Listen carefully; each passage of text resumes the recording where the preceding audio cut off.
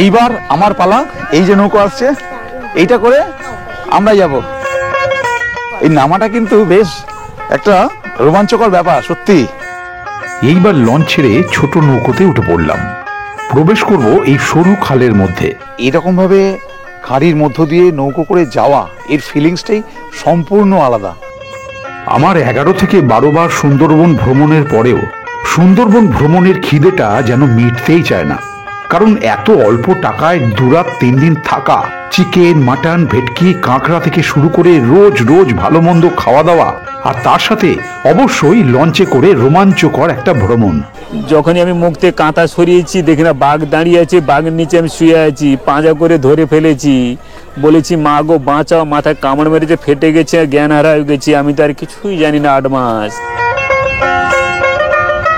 এমনিতেই ট্যুর একেবারে হিট, তার সাথে আমি চেষ্টা করি বারবার সুন্দরবন গেলেও যাতে নতুন কিছু দেখতে পান তার ব্যবস্থা করার। এবারেও তার অন্যথা হয়নি। এবারে ছোট ছোট নৌকো নিয়ে ঢুকে গিয়েছিলাম পাখির জঙ্গলের একেবারে সরু খাড়ির মধ্যে। আর সবথেকে ইন্টারেস্টিং হলো 2 রাত 3 দিন সুন্দরবন ঘোরার জন্য এবারে আপনাদের যে রেটটা বলবো, প্রথমে সেটা শুনে আমি নিজেই বেশ অবাক হয়ে গিয়েছিলাম। আর ঘুরতে যাব পরিবারের সদস্যদের জন্য তো রেটটা আরো কম। শিয়ালদা স্টেশনের 18 নম্বর প্ল্যাটফর্ম থেকে ধরে নিলাম সকাল 7:42 ক্যানিং লোকাল। প্রায় 1 ঘন্টা 15 মিনিট জার্নি করার পর 45 কিলোমিটার পথ অতিক্রম করে 9টা নাগাদ পৌঁছে গেলাম ক্যানিং স্টেশন। স্টেশনের বাইরে পা রাখতেই পড়ে গেলাম প্যাকেজের আওতায়। উঠে পড়লাম সাগর সঙ্গম ট্রাভেলসের নির্ধারিত অটোয়। 17 কিলোমিটার পথ পার করে মাতলা নদী পেরিয়ে প্রায় 30 মিনিট পর এসে পৌঁছলাম সোনাখালী ফেরিঘাট। Good morning. আজকে 6 ডিসেম্বর 2024 শুক্রবার। আরেকবার চলে এলাম সুন্দরবন ভ্রমণের জন্য। সুন্দরবন আমার ভীষণ ভালো লাগে ঘুরতে। এই যে সাগর সঙ্গম ট্রাভেলস অলরেডি দাঁড়িয়ে আছে, আবার আমি এদের সঙ্গে বেরিয়েছি। তবে প্রত্যেকবার চেষ্টা করি নতুন নতুন কিছু দেখাবার। এইবারও দেখাবো, সেটা এখন কিছু বলছি না, সেটা সঙ্গে থাকুন, বুঝতে পারবেন। আপাতত চলে এসেছি সোনাখালী ঘাট। দেখুন প্রচণ্ড পরিমাণে ভিড়। সুন্দরবন হলো এমন একটি ভ্রমণ স্থান যেখানে সারা বছরই পর্যটকরা কম বেশি ভিড় জমান। আর বিশেষত শীতকালে এবং ইলিশ উৎসবের সময় সেই ভিড় যেন জনপ্লাবনে পরিণত হয়। সুন্দরবন ট্রিপের এই সময়টা কিন্তু ভীষণ বিরক্ত লাগে, যাই বলেন। কারণ দেখুন, এই যে যখন বিশাল ভিড় হয়ে যায়, যখন যাব লঞ্চ এসে দাঁড়িয়ে আছে, এই যে লঞ্চগুলো দাঁড়িয়ে আছে, দেখুন ভিড় দেখুন। এখানে একটু অসাবধান হলেই কিন্তু একদম জলে। যদিও সাগর সঙ্গম ট্রাভেলস কিন্তু এই ব্যাপারে প্রচুর হেল্প করে, রেডি একদম লোক হাত ধরার জন্য। এই ব্যাপারটা কিন্তু সামলে নেবেন, একটু দেখে উঠবেন। যাই হোক, এবারে আমাদের লঞ্চ হচ্ছে উপাসনা। এই যে উপাসনা অলরেডি দাঁড়িয়ে আছে। এই ওঠার সময়টা কিন্তু সকলে, বিশেষ করে যারা বয়স্ক আছেন, তারা কিন্তু খুব ভালো করে কিন্তু উঠবেন। এই দেখুন, এই হচ্ছে উপাসনা। লঞ্চে আজকের ব্রেকফাস্ট যেন আমাদের জন্যই অপেক্ষা করছিল। উঠতে না উঠতেই এসে হাজির। সুন্দরবনের একদম তো নিয়মই আছে, উঠতে না উঠতেই ব্রেকফাস্ট। আজকের ব্রেকফাস্টে কচুরি, আলুর দম এবং একটা রসগোল্লা। ব্রেকফাস্টের পরেই চলে এলো গরম গরম চা। আর আমাদের লঞ্চ উপাসনাও বাসন্তী ব্রিজ পেরিয়ে ছুটে চলল গোসাবার উদ্দেশ্যে। ব্রেকফাস্ট করে চা খেতে না খেতেই চলে এলো প্রন পকোড়া, একদম গরম গরম। একটু যেন তিষ্টবাজ্য নেই। ঘন্টা 2-এর মধ্যেই এত খাবারের সম্ভার এ সুন্দরবন ট্যুর ছাড়া আর কোথাও নেই। প্রন পকোড়ার পরে আবার চা। সুন্দরবন ভ্রমণের কিন্তু এইটা এক্সট্রা পাওনা বলতে পারেন। কারণ এত বছর আসছি, এই প্রথম এই এত সাইবেরিয়ান বার্ড দেখতে পাচ্ছি। দেখুন প্রচুর প্রচুর প্রচুর উঠছে।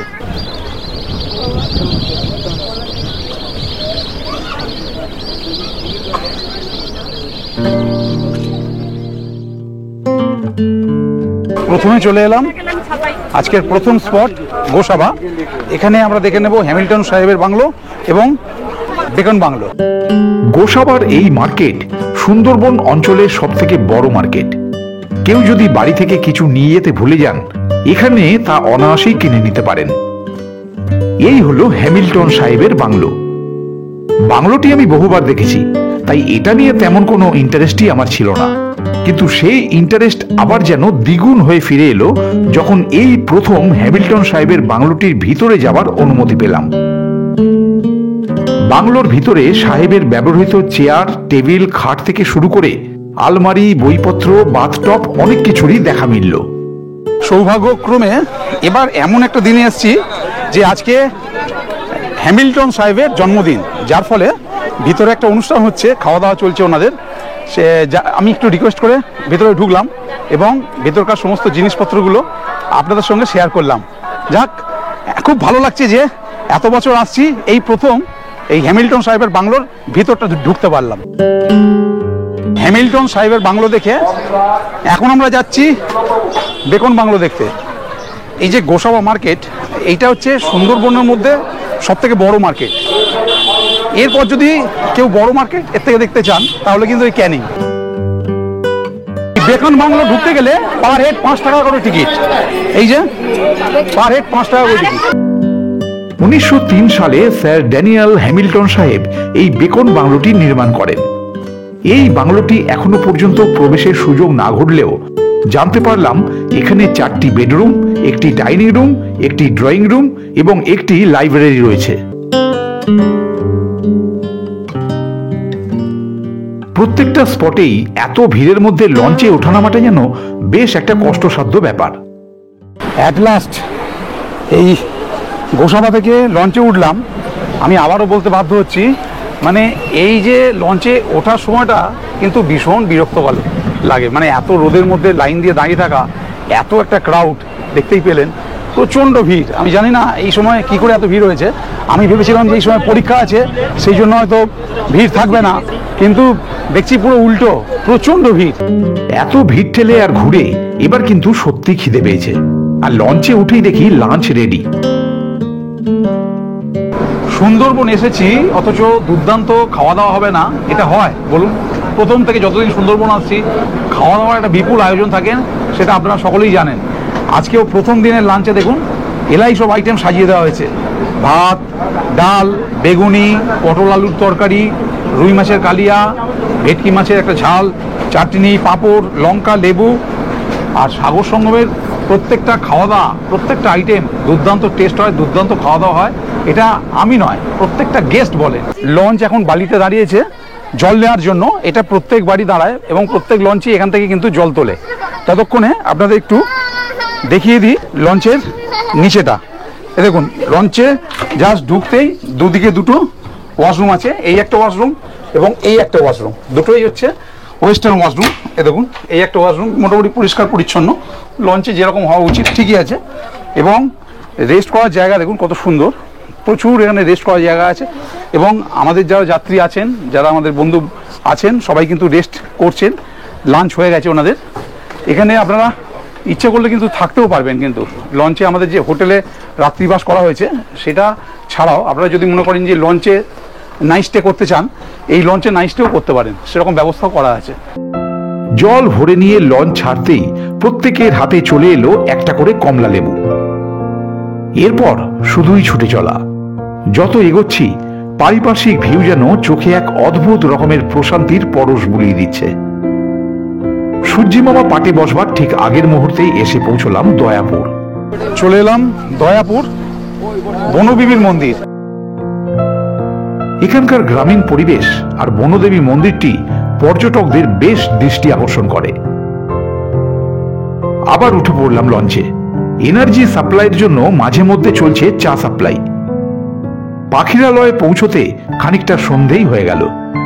এগিয়ে চললাম হোটেলের দিকে। এবারে দেখছি আমাদের নতুন হোটেল দেওয়া হয়েছে। হোটেলের কাছে পৌঁছে তো রীতিমতো আমি অবাক। এ তো যেন কোনো রিসর্ট মনে হচ্ছে। ঝাঁ চকচকে লাইট, সাজানো গোছানো বিশাল একটা জায়গা জুড়ে এই হোটেল। ফিল করলাম সাগর সঙ্গম ট্রাভেলস দিন দিন গেস্টদের ব্যাপারে যেন আরো বেশি মনোযোগী হয়ে উঠছে। চলে এলাম ওপরে। আমাকে ওপরে রুম দেওয়া হয়েছে 212। এই যে 212 নম্বর রুম।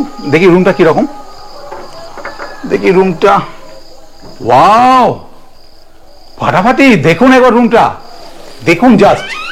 মানে এত বছর এই সাগর সঙ্গমের সঙ্গে আসছি, প্রত্যেক বছর প্রত্যেকবার ভালো রুম দেয়, এইবারে যেন ভীষণ ভালো রুম। দেখুন রুমটা কি বিউটিফুল রুম, দুর্দান্ত দুর্দান্ত, মানে একদম বোঝাই যাচ্ছে যে এটা একদম নতুন হয়েছে। এখানে সমস্ত সুইচ আছে একদম বেডের সঙ্গেই, এই ডবল বেড আছে, এখানে একটা ডবল বেড, এই একটা ডবল বেড, 4 জনের পক্ষে একদম উপযুক্ত। এখানে একটা জানলা আছে, আর এখানে আয়না আছে, আয়না এখানেও প্লাগ পয়েন্ট আছে 2খানা। এখানে একটা টেবিল দেওয়া আছে, টেবিলে অ্যাস্ট্রে থেকে শুরু করে জাগ থেকে গুড নাইট পর্যন্ত সবকিছু রাখা আছে। ব্ল্যাঙ্কেট দেওয়া আছে, এই বেডেও একটা ব্ল্যাঙ্কেট, এই বেডেও একটা ব্ল্যাঙ্কেট দেওয়া আছে, টাওয়েল আছে, শপ আছে, তারপর এসি আছে, ফ্যান তো আছেই। এছাড়াও এই হচ্ছে ওয়াশরুম। ও এখানেও সুইচ আছে, এখানেও আপনারা প্লাগ পয়েন্ট আছে, দিতে পারেন চার্জ ফার্জ মোবাইলে। এই হচ্ছে ওয়াশরুম, যা ছোট ছোট কোমোড আছে, এই হ্যান্ড শাওয়ার আছে, এখানে বেসিন আছে, হ্যাঙ্গার আছে, সবকিছুই আছে, শুধু গিজারটা নেই। এটা যেহেতু নতুন হোটেল তাই গিজারটা এখনো লাগানো হয়নি। শুনলাম এরপর যারা আসবেন তারা কিন্তু গিজার পেয়ে যাবেন, কারণ গিজার লাগানো হবে। এছাড়াও যারা এই মুহূর্তে যারা আসবেন তাদের জন্য গরম জলের ব্যবস্থা ওনারা করে দেবেন, কোনো অসুবিধা হবে না। আর একটা কথা বলে দিই, সাগর সঙ্গমের গেস্টদের মৈনাক এবং সোনার বাংলাতেও রাখা হয়। আমি এর আগে ছিলাম, দেখেছেন আপনারা, সেখানকার রুমও যথেষ্ট ভালো। এছাড়াও কিন্তু এইটা নতুনভাবে নেওয়া হয়েছে, এই হেরিটেজ হোটেল, এখানে রুমগুলো তো একদম ফাটাফাটি নতুন। অতএব চিন্তার কোনো কারণ নেই, আপনারা কিন্তু নির্বিঘ্নে বুক করতে পারেন। দুর্দান্ত রুম, যে কোনো হোটেল দিলেই কিন্তু সেগুলো ফাটাফাটি হবে। হোটেলে ঢুকলাম বটে, এখানেও কিন্তু খাবারের কোনো বিরাম নেই, কারণ একটু ফ্রেশ হতে না হতেই ডাক পড়লো ইভিনিং স্ন্যাক্স খাবার উদ্দেশ্যে। সারাদিন পরিশ্রমের পরে এই গরম গরম পাকোড়া, দারুণ দারুণ দারুণ দারুণ। গরম গরম চা আর 1 প্লেট করে চিকেন পকোড়া। এই ঠান্ডার মধ্যে সন্ধ্যেটা বেশ জমে গেল। তার মধ্যেই শুরু হলো ঝুমুর নাচ।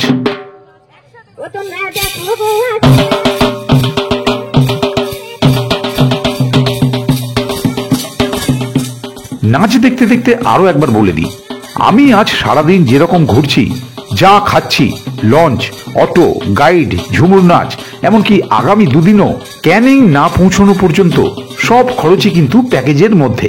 প্যাকেজ মূল্য বাদ দিয়ে এক্সট্রা আর কোনো খরচা নেই। এদিন ডিনারে ছিল ভাত বা রুটি, ডাল, সবজি, আলু ভাজা, স্যালাড আর অবশ্যই mutton. Good morning from Sundarban পাখিরালয়। সকাল সকাল একদম গরম জল দিয়ে দিয়েছে, চান টান করে ফ্রেশ, আর বলতে না বলতেই একদম বেডটি এসে হাজির। এই যে রূপাদা বেডটি নিয়ে চলে এসেছেন, সকলকে দিচ্ছেন। চাটা আগে খেয়ে নিই, চাটা খেয়ে নিয়ে তারপর আপনাদের হোটেলটা দেখিয়ে দেবো, কারণ কালকে সন্ধ্যাবেলা ঢুকেছি, হোটেলটা ভালো করে দেখানো হয়নি, হোটেলটা একটু দেখিয়ে দিই। আমার মনে হয় এই সাগর সঙ্গম ট্রাভেলস গেস্টদের যে হোটেলেই রাখুক না কেন, গেস্টরা ভীষণভাবে স্যাটিসফাই হন। তার জন্য একদম চোখ কান বুঝে আমার মনে হয় এই সাগর সঙ্গমকে বুক করে দেওয়া যায়। আর খাওয়া দাওয়া তো আছেই, একটা জায়গায় থাকা, খাওয়া দাওয়া আর ঘোরা যদি ঠিকঠাক হয়ে যায় আর কি বাকি থাকে। ঘড়ি বলছে সকাল 7:30। সকলেই ফেরিঘাটে উপস্থিত। লঞ্চ ঘাটে লাগতেই তড়ি ঘড়ি উঠে পড়লাম। এইবারে যে সুন্দরবন ট্রিপটা করছি সেটা একদম নর্মাল চলছে আপাতত, এবং আজকেও চলবে। যা যা দেখানো হয় সাইট সিন, যেমন প্রথম আমরা যাচ্ছি সজনেখালি, কিন্তু আমাদের মেন অ্যাট্রাকশন কিন্তু কালকে, যেটা এখন বলছি না, কালকে দেখতে পাবেন। যাই হোক, আপাতত সজনেখালি এসে গেছি, এই দেখুন সামনেই ঘাট। পাখিরালয় থেকে সজনেখালি কিন্তু একেবারে কাছাকাছি, জাস্ট 3 থেকে 4 মিনিট লাগলো। দেখুন এসে গেছি ঘাটে, এই সজনেখালি ঢুকছি।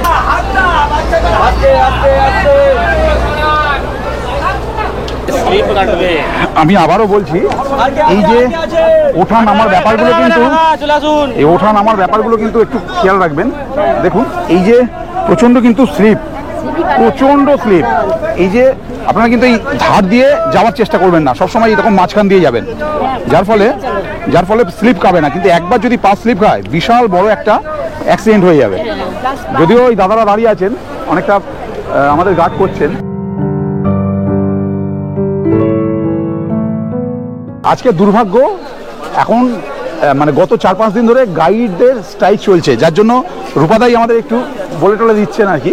রূপাদা একটু বুঝিয়ে দাও। এটা হচ্ছে সজনেখালি, এই যে পুকুরটা আপনারা দেখতে পাচ্ছেন, এই গাইডদের ধর্মবর্ত কি হয়েছে, সাগর সঙ্গমের যেন সব ব্যবস্থাই পাকা। এখানে যেহেতু কুমির প্রজনন করা হয়, এখানে যে কুমির দেখতে পাবো সেটা স্বাভাবিকই। দেখুন একটা শুয়ে আছে। চলে এলাম ওয়াচ টাওয়ারের উপর। প্রচণ্ড ভিড়, নিচে থেকেই সবাই বলা করছেন যে ওপর থেকে কিছুই দেখা যাচ্ছে না, কিন্তু তা সত্ত্বেও এলাম আপনাদের একটু দেখাবার জন্য। দেখুন, প্রত্যেকবারই দেখিয়েছি, আবার দেখাচ্ছি।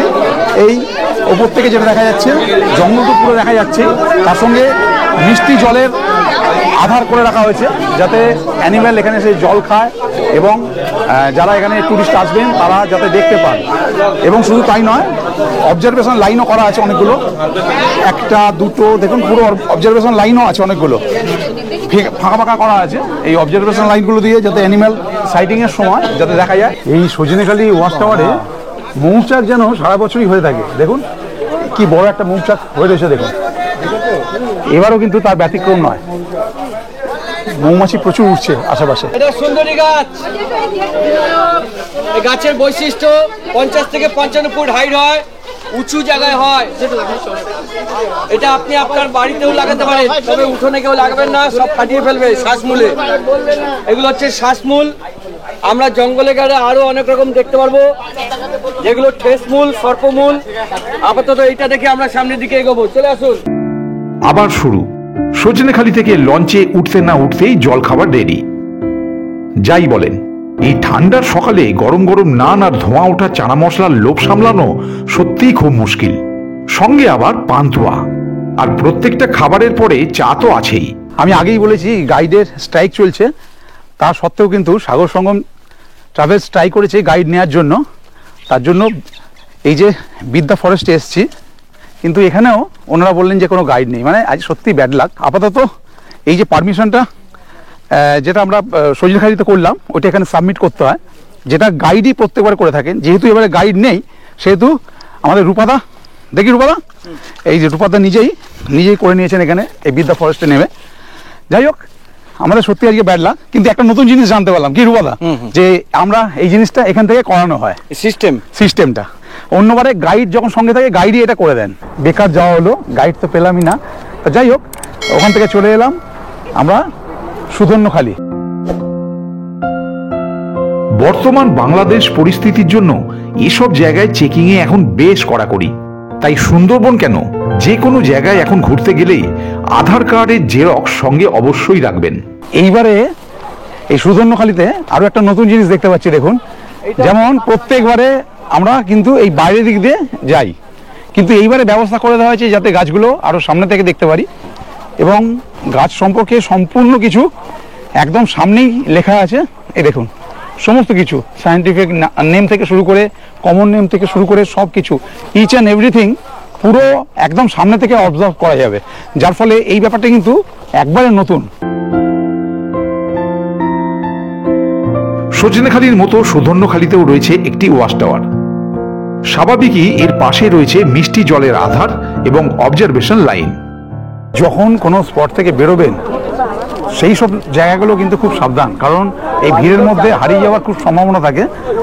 তাই যখন আপনি যে লঞ্চে ট্রাভেল করছেন, সেই লঞ্চের যখন নাম বলা হবে, যখন ডাকা হবে, তখন সেই গেট থেকে এক্সিট করবেন।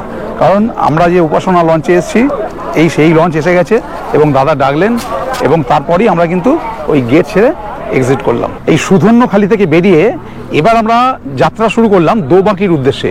এই সুধন্যখালি থেকে দোবাঁকি কিন্তু ডিস্টেন্স বেশ অনেকটা, 2 থেকে 2.5 ঘন্টা মতো লাগবে। আর একটা জিনিস লক্ষ্য করুন, এর আগে যতক্ষণ আসছিলাম ততক্ষণ কিন্তু একদিকে লোকালিটি ছিল এবং একদিকে একদম জঙ্গল ছিল। এবারে কিন্তু দুদিকেই কিন্তু ডিপ ফরেস্ট। দেখুন, এই দিকটা তো ডিপ ফরেস্ট এবং তার সঙ্গে কিন্তু এই দিকটাও ডিপ ফরেস্ট, আর কোনো লোকালিটি নেই কিন্তু।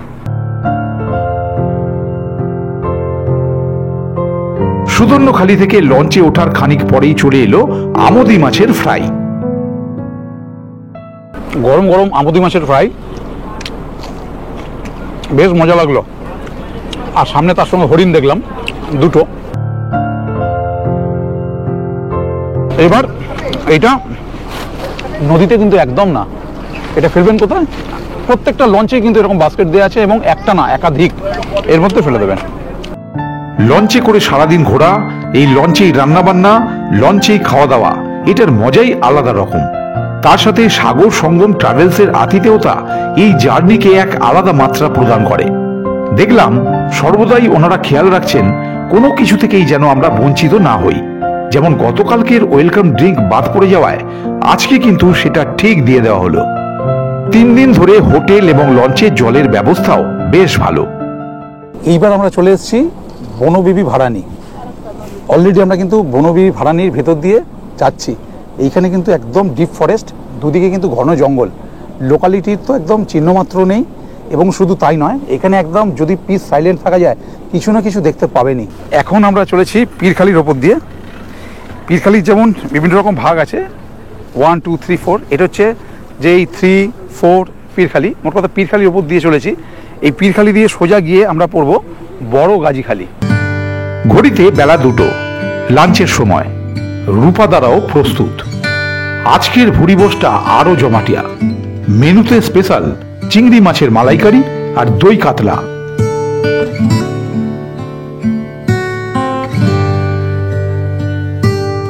চলে এলাম দোবাকি।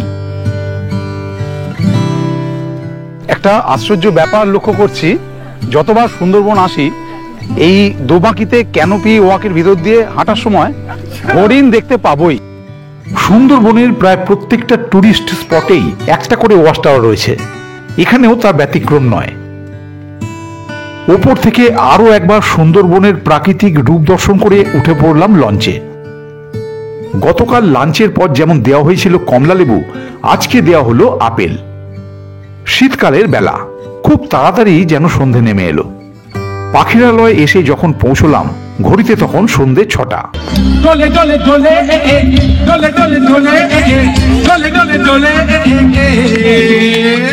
হোটেলে ফিরতেই শুরু হলো উদ্দাম নাচা গানার আসর। আজকে সন্ধ্যেবেলায় আমাদের একটা নাচ গানের অনুষ্ঠান ছিল, যার ফলে সন্ধ্যাবেলার ইভিনিং স্ন্যাক্সের কোনো শট আমি নিতে পারিনি। এবং তারও একটা শট না নিতে পারার আরও একটা কারণ হচ্ছে যে অন্ধকার হয়ে গিয়েছিল। ইভিনিং স্ন্যাক্স যখন লঞ্চের মধ্যে দেওয়া হয় সেটাও একটা কারণ। আর তাছাড়াও আমাদের উদ্দাম নাচ হয়েছে, উদ্দাম নাচ গান, প্রচুর এনজয় হয়েছে। আমাদের গ্রুপের সকলে প্রচুর এনজয় করেছে। যাই হোক, সন্ধ্যেবেলা ছিল বেগুনি আর মুড়ি মাখা। আর এখন ডিনারে বসে গেছি। ডিনারে দেওয়া হয়েছে রুটি, চিলি চিকেন এবং স্যালাড। এছাড়াও কিন্তু ফ্রায়েড রাইস আছে, যারা ফ্রায়েড রাইস খাবেন খেতে পারেন। আর যেহেতু আমি রাতে ভাত খাই না, তাই আমি নিয়ে নিয়েছি রুটি, চিলি চিকেন, স্যালাড এবং একটা করে রসগোল্লা। আবারও একটা গুড মর্নিং ফ্রম সুন্দরবন। এই সময়টার অপেক্ষা করছিলাম, আর অবশেষে সেই ক্ষণ উপস্থিত। কারণ আর কিছুক্ষণের মধ্যেই আমরা পৌঁছে যাব পাখির জঙ্গলে, এবং সেখানে বহু প্রতীক্ষিত সেই রাইডটা আমরা করব। তো যাই হোক, ভোর 5টায় উঠেছি, তখন প্রায় খুব অন্ধকার ছিল, যার জন্য কোনো শট নিতে পারিনি। তারপর একটু একটু করে আলো ফুটছে। এখান থেকে আমরা পাখির জঙ্গলে চলেছি, সময় লাগবে প্রায় 1 ঘন্টা। তারপর ওখান থেকে আমরা ছোট বোটে নেব। আমার যেন আর তর্স হয় না, কখন পাখির জঙ্গলে গিয়ে পৌঁছবো, কখন ছোট নৌকায় উঠব। মনের মধ্যে কেবল এসব ভাবনাই যেন ঘুরছিল। আমি আগেও বহুবার বলেছি, এই সুন্দরবন অঞ্চলের বসবাসকারী মানুষদের সাহস কিন্তু প্রবল। এই হচ্ছে পাখির জঙ্গল। এতদিন আমরা যতবার সুন্দরবনে এসেছি এই পাখির জঙ্গলের পাশ দিয়ে চলে গেছি। ভেতরে কি আছে না আছে সেটা জানিও না, দেখিও নি। কিন্তু এটা ভেবে ভালো লাগছে যে এই প্রথম ওই জঙ্গলের ভেতর ছোট নৌকো করে ঢুকবো। এইখানে এই ভাই নৌকো ফেলে দিল, দেখুন পার থেকে কতটা ডিস্টেন্সে দাঁড়িয়ে আছি। এইখানে আমাদের জন্য ছোট নৌকো আসবে, সেই নৌকো করে আমরা ভেতরে প্রবেশ করব। আমাদের জন্য নৌকো অলরেডি চলে এসছে। এ দেখুন, নৌকো অলরেডি আমাদের লঞ্চের সঙ্গে লাগছে। এইখান দিয়ে আমাদের নামতে হবে নৌকোর মধ্যে। এই বোট থেকে নৌকোয় নামাটা এটাও কিন্তু বেশ একটা রোমাঞ্চকর ব্যাপার। দেখুন, আমাদের গ্রুপে যারা মহিলা আছেন তারা পর্যন্ত কত সুন্দর করে নামছেন। দেখুন, মানে আমাদের অনেকটা ছোটবেলার স্মৃতি মনে করিয়ে দিচ্ছে।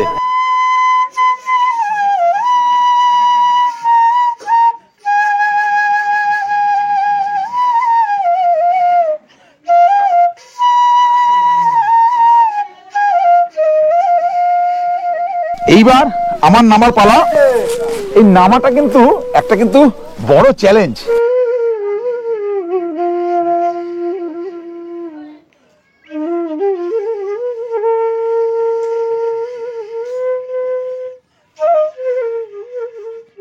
আমরা কিন্তু অলরেডি অনেকটাই চলে এসেছি।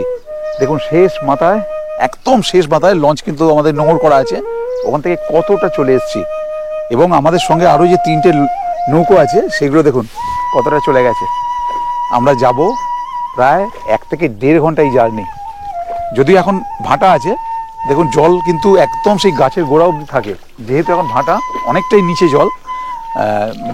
মাঝি দাদাভাই বলছেন যে এই জলের মধ্যে যতটা পারি আমরা যাব, দেখা যাক কতটা যেতে পারি। এই সামনে এগিয়ে গিয়ে ওই দিকটা পুরো জল নেই, দেখুন ওই দিকটা পুরো একদম চড়া পড়ে গেছে, যেহেতু ভাটা চলছে তাই আর এগোনো গেল না। তা আপাতত এই দিকটা জল আছে, এই দিকটায় আমাদের নৌকো ঢুকছে। ওই গাছের ডালটায় দেখতে পাচ্ছেন, ওই গাছের ডালটায় একটা পাখি বসে আছে দেখুন। আমরা এগোচ্ছি আস্তে আস্তে, সামনে গেলেই উড়ে যাবে। এখনো বসে আছে, এই এখনো বসে আছে, এই দেখুন। এই এবার উড়বো হয়েছে, এই এবার উড়বো হয়েছে, দেখুন এই উড়বে, এই উড়ে গেল। সত্যি আমরা এতদিন পাখির জঙ্গলের পাশ দিয়ে চলে গেছি, কিন্তু এখানে যে এত পাখি আছে সেটা কিন্তু এখানে এর ভেতর ঢুকলে তবেই টের পাওয়া যাচ্ছে। কারণ প্রচুর পাখি চোখে পড়ছে, যেগুলো এদিক ওদিক চারিদিকে বসে আছে, যেটা আমরা মেন নদী দিয়ে লঞ্চে যাওয়ার সময় আমাদের চোখে পড়ে না। এইখানে যে ঢুকলে বিশাল কিছু দেখবো তা কিন্তু আশা করা বৃথা। তবে এই যে খাড়ির ভেতর দিয়ে যাচ্ছি এর ফিলিংসটা কিন্তু সম্পূর্ণ আলাদা। এবং এর আশেপাশে কিন্তু প্রচুর সাপ দেখতে পাচ্ছি, মানে জল ঢোয়া তো আছেই, যার কোনো বিষ নেই, যেগুলো আমরা সচরাচর দেখে থাকি। এছাড়াও কিন্তু বেলে বোড়া আরো বিভিন্ন রকম সাপ, বলছে হালকা হালকা বিষ আছে, কিন্তু দেখতে বেশ ভালো লাগছে, বেশ একটা ভয় ভয় ব্যাপার। Good morning. আমাদের মোটামুটি এই জার্নি শেষের পথে। এই যে লঞ্চ দাঁড়ানো আছে, আমরা প্রায় এসেই গেছি একদম মোহনার কাছে। আর একটা কথা বলে দিই, এই বেরোবার মুখে যখন লঞ্চে উঠবেন তার আগে যদি আপনারা মনে করেন যে কেউ এরকম পারে কাদার মধ্যে নামবেন, একটা যদি কোনো অভিজ্ঞতা অর্জন করতে চান এটা, তাহলে কিন্তু এনারা সেই কাদার মধ্যে নামিয়ে দেবেন এবং ওই কাদার মধ্যে আপনারা একটু হাঁটাচলা করবেন, তারপর আবার নৌকে উঠে লঞ্চে উঠবেন। নয় নয় করে প্রায় ঘন্টা দেড়েক নৌকো বিলাসের এক অসামান্য অভিজ্ঞতা অর্জন করে ধীরে ধীরে সাগর সঙ্গমের মূল লঞ্চের কাছে এসে পৌঁছলাম। এই আমরা এসে গেলাম, এবার আমরা এই লঞ্চে উঠবো। এই লঞ্চে ওঠা নামাটাও কিন্তু একটা গ্রেট এক্সপিরিয়েন্স। এরকম ভাবে একটু অসাবধান হলে কিন্তু যে কোনো মুহূর্তে বিপদ ঘটতে পারে, এই ব্যাপারটা কিন্তু সকলে খেয়াল রাখবেন। অনেক ভোরবেলায় বেরোনোর দরুন এই সময়ে এই চাটা যেন অমৃতের মতো লাগলো। অনবদ্য একটা অভিজ্ঞতা অর্জন করে চলে এলাম আবার পাখিরালয়। এই যে আমাদের জেটিঘাট, পাখির জঙ্গল দেখে হোটেলে ফিরে ফ্রেশ হয়ে এইবারের মতো পাখিরালয়কে বিদায় জানিয়ে যাত্রা শুরু করলাম সোনাখালীর উদ্দেশ্যে। পথে যেতে যেতে কিছু সাইট সিইং করবো। আর লঞ্চে উঠতে না উঠতেই একদম ব্রেকফাস্ট এসে হাজির, গরম গরম লুচি, ছোলার ডাল এবং ডিম। প্রথম চলে এলাম বালি বিজয়পুর লোকনাথ বাবার মন্দির দেখতে। আজকে প্রথম স্পট, দেখছেন প্রচুর বোট চলে এসছে। এই ব্যাপারগুলো কিন্তু প্রচুর দেখা যায়, যতবার এসেছি এই লোকনাথ মন্দিরে ততবারই দেখতে পেয়েছি। মধু, অরিজিনাল মধু পাবেন একদম, তারপর চালতার আচার, এগুলো কি অরিজিনাল মধু? কিরম দাম? 400 টাকা। 400 টাকা কিলো? 400 টাকা কিলো অরিজিনাল মধু বলছেন এনারা। এটা কি বললেন? আমলকির মোরব্বাটা, এটা হচ্ছে চালতার আচার হবে। এটা আমরা জয়নগরের মোয়া হয়, কিন্তু এটা আমরা বাড়িতে বানিয়েছি এই মোয়াটা। আচ্ছা, আর বাড়ির ধনেপাতা আছে, টমেটো আছে। আর এটা কি আছে? ওটা হচ্ছে ওই মধু নিংড়িয়াতে হয় না, মধু নিংড়ানোর পর মোমটা কি? মোম।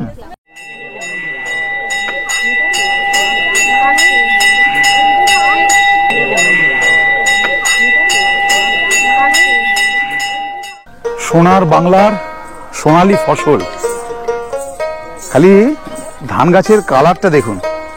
এই লোকনাথ বাবার মন্দিরটা বরাবরই আমার ভীষণ প্রিয়, কারণ লঞ্চঘাট থেকে বিশেষ করে এখানে আসার রাস্তাটা এবং নট অনলি দ্যাট, এখানকার যে পরিবেশটা ভীষণ ভালো লাগে, ভীষণ। এবারে তার উপর আবার উপরি পাওনা এরকম সোনালী ফসল। এই ঘাটেই দেখা হয়ে গেল আশিস ভাইয়ের সাথে। ইনার সাথে আমাদের পরিচয় অনেক আগেই, কারণ এর আগে আমার একটা ভিডিওতে যখন উনি বাইট দিয়েছিলেন তার ঠিক মাস দুয়েক আগেই বাঘের মুখ থেকে ফিরে আসেন উনি। আজকেও শোনালেন সেই অভিজ্ঞতার কথা। আমি সুন্দরবনে 18 বছর মাছ ধরতাম। আমার সুন্দরবনে মাছ ধরার অভিজ্ঞতা, আমার যতগুলো নদী আছে, দ্বীপ আছে আমার সুন্দরবনে, সব নদী দ্বীপে আমার ঘোরা আছে আমার মাছ ধরার অভিজ্ঞতায়। আমাদের যে মাছ ধরা নৌকাতে আমার মা বনের পুজো দিয়ে যায়, আমার 18 বছর অভিজ্ঞতা আমার জানা নেই আমাদের যে মাছ ধরা নৌকাতে বাঘ উঠে পড়ে। আমি সব থেকে বেশি বাঘ দেখেছি কেঁদো দ্বীপে। আমি একসঙ্গে 6খানা বাঘকে দেখেছি ঘুরছে আমাদের দক্ষিণে দ্বীপ। আর ওই দিনের দিন খুব একটা ওয়েদার খারাপ হয়। ওদের যখন খারাপ হয় সুন্দরবনে বড় নদীর সাইডে সরু সরু খাল থাকে, আমরা বলি ধবনির খাল, ওই খালে ঢুকে সন্ধ্যের সময় গ্যারাবি করেছি। আর আমার গায়ে জ্বর, আমি ঘুমাচ্ছি, আমি স্বপ্নও ভাবিনি যে বাঘের নিচে আমি শুয়ে থাকবো। যখনই আমি মুখ থেকে কাঁথা সরিয়েছি দেখি না বাঘ দাঁড়িয়ে আছে, বাঘের নিচে আমি শুয়ে আছি, পাঁজা করে ধরে ফেলেছি, বলেছি মা গো বাঁচাও, মাথায় কামড় মেরেছে, ফেটে গেছে, জ্ঞান হারা হয়ে গেছি। আমি তো আর কিছুই জানি না। 8 মাস পরে দেখলাম আমি বেঁচে আছি। আমি বেঁচে আছি কি করে আমি স্বপ্নেও ভাবতে পারিনি। আমার নাকে লেগেছিল, এই নাকটা বাঘের নখে ফেটে গেছিল, আর পিছনে একটা নখের দাগ আছে, পিঠে বাঘের নখ লেগেছিল। এবার আমি তো আর ওই মুহূর্তে কিছুই জানি না। আমি তো 8 মাস জ্ঞান হারা ছিলাম। আমি জানি আমাকে বাঘ নিয়ে চলে গেছে। 8 মাস পরে যখন আমার একটু এসছে, আমি বলি কী করে হলো, এটা হতে পারে, আমাকে বাঘের মুখে ছাড়ালো কি করে। আমার সাথীরা ওরা মারধর করে বাঘের কাছ থেকে ছাড়িয়েছে। ছাড়ানোর পর ওরা আমাদের এলাকায় ফোন করতে বন দপ্তরের স্পিড বোট নিয়ে এসছে, বিদ্যা ফরেস্ট টাইগার অফিসের স্পিড বোট। আরও কিছুদিন পরে শুনলাম ওই বাঘের নামকরণ করা আছে। আমার যেখানে অ্যাক্সিডেন্ট হয়েছিল, নান্টু বাঘ, ছেলে বাঘ, 8 ফুটের উপরে নাকি ওই বাঘ লম্বা আছে। 201টা মানুষ খেয়েছে, ম্যানিটারি হয়ে গেছে, মানুষ ধরে ধরে খায়। হরিণ ধরতে পারে না, ছুটতে পারে না ওই বাঘ। আমার এখান থেকে এই সার্জারি করে আমার এখান থেকে থাইট থেকে চামড়া তুলে লাগানো, এখান থেকে আর এখান থেকে এই চামড়া তুলে। ভয়ানক অভিজ্ঞতার কথা শুনে ভারাক্রান্ত মন নিয়ে আবারও লঞ্চে উঠে পড়লাম। সৌমেনদার গ্রুপের সাথে আমি প্রথমবার ঘুরতে আসলাম। সৌমেনদাকে যদিও অনেকদিন ধরেই চিনি, কিন্তু এইবারে প্রথমবার আমি ঘুরতে আসলাম। আর আমার খুবই ভালো লেগেছে, কারণ এই গ্রুপের সাথে ঘুরে প্রচুর নতুনত্ব কিছু দেখা যায় সুন্দরবনে। সৌমেনের সাথে প্রথমবার এলাম, আমি ভীষণ ভয়ে ছিলাম। প্রথমে এই সুন্দরবনে আসার পর আমার হাজবেন্ড বারবার বলছিলেন যে আরো 4টে ট্যুর আছে। তা আমি বললাম না দেখি আগে ছেলেকে যাবো, এত ভালো আমার নিজের ছেলে হয়ে গেছে। আবার আমরা 3টে আবার বুক করে ফেলেছি। আমি সাগর সংগ্রামে সুন্দরবনে ট্যুরে এসেছি। এসে আমার এই সুমনবাবুর সঙ্গে ঘুরতে যাবো চ্যানেলের সঙ্গে আলাপ হলো, এবং আলাপ হয়ে আমি অ্যামেজিং এক্সপিরিয়েন্স এনজয় করলাম। যেমন মানে আমি বাইরে হওয়া সত্ত্বেও উনি আমাকে ওনার গ্রুপের মধ্যে অ্যাড করলেন, এবং গ্রুপের সমস্ত যে অনুষ্ঠান হলো সেখানেও আমাকে পার্টিসিপেট করার সুযোগ দিলেন, এবং ঝুমুর নাচ থেকে যা নিজেদের প্রোগ্রাম, সেখানে আমার মনে হয়নি আমি বাইরের সদস্য। সুন্দরবন আমার এই প্রথম ঘুরতে আসা, সৌমেনদার সঙ্গে এসে আমার খুব ভালো লাগলো। আগামী দিনে আবার আসবো, সেই পরিকল্পনাই করব। আমি সৌমেনদার সাথে আসিনি, একদম ঠিক, কিন্তু বুঝতে পারলাম না যে আমি সৌমেনদার সাথে নেই, এতটাই ভালো লাগলো। যা আশা করবো ভেবেছেন তার থেকে অনেক বেশি আনন্দ আমরা পেয়েছি। সৌমেনদার গ্রুপে সুন্দরবন ঘুরতে এসে যে আনন্দ এবং যে অভিজ্ঞতা হয়েছে, তাতে দাঁড়িয়ে সৌমেনদাকে আমি হয়েছি ওর গ্রুপে অ্যাড করে নিতে। যতবারই ঘুরতে যাবে তখন যেন আমাকে জানায়। আমি সৌমেনদার সঙ্গে এটা নিয়ে দ্বিতীয়বার আসছি সুন্দরবনে। খুব আনন্দ করেছিলাম প্রথমবারও, এবারও তার থেকেও বেশি আনন্দ করেছি। এবং আমার সঙ্গে আমি আমার কলিগ, আমি আমার কলিগ বন্ধু আবার একই রুমে থাকি আমরা দুজনে। যখন আলোচনা করলাম সুন্দরবন আসার জন্য, আমি আসতে চাইলাম, ভাবতে পারিনি যে সুন্দরবনে এত আনন্দ করব। খুব ভালো লাগলো। আমাদের সমস্ত যারা সদস্য আছে সবাই ভালো, সবাই একসাথে মিশে খুব আনন্দ করেছি। আর সৌমেনদার তো তুলনাই নেই, অসাধারণ। শেষ ধামাকা তখনও কিন্তু বাকি, আর সেটা হলো কাঁকড়া এবং পাবদা মাছ সহযোগে আজকের লাঞ্চ। এমন বহু মানুষও আমি দেখেছি যারা শুধুমাত্র এই দেশি কাঁকড়ার লোভে এখানে ছুটে আসেন।